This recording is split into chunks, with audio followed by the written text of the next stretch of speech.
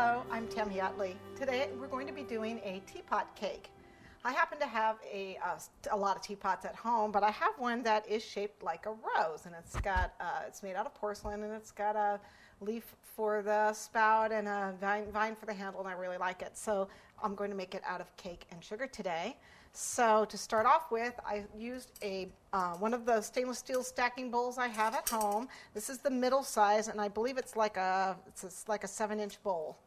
Okay, it's 7 inches wide by, sorry, not like that, by 3.5 inches deep, approximately 4 inches deep, and it's I guess it's 6.5 inches wide. 6.5 inches wide, 4 inches deep. And I just bake a cake in here, and normally the cake mounds, but unfortunately this time it rose flat. But that's okay. I can either carve it, or I'm actually going to use it upside down like this, and it'll work perfect for the size. This is almost the size of the teapot I have. If you do not have any kind of a bowl that can go in the refrigerator, in the oven, what you can do is you can use, just 6-inch round cakes, and you need to make 4 inches high, and then you can carve them into a round shape. This has been chilled. Actually, I froze it, and it's just been thawing for just a few minutes. I like to carve them when they are chilled, either like a half hour out of the freezer or so. I like to carve them because I like them nice and firm, but you could just chill it overnight in the refrigerator too. We need some fondant. We're going to need a serrated knife for carving. Spatula, we're going to need some buttercream. I have a couple things that are going to go with my teapot because I'm doing a whole ladies' tea. So I have a hand that is going to be our glove, and I have a little scalloped cutter. This is optional. I have a little, what is this? This is just a little textured rolling pin. Any design will do. These just happened to be when I was a little girl. I had gloves that had this they were like knitted, and this is the texture they had. They were lace gloves. You need some sort of a little either teacup or a bell, one or the other. Either one of these will make the little teacup that's going to go with my teapot. My teapot didn't have cups that went with it, so I made my own.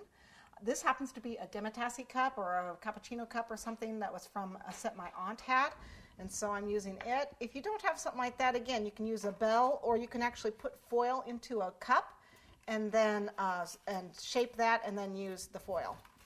Okay, we're going to need some skewers.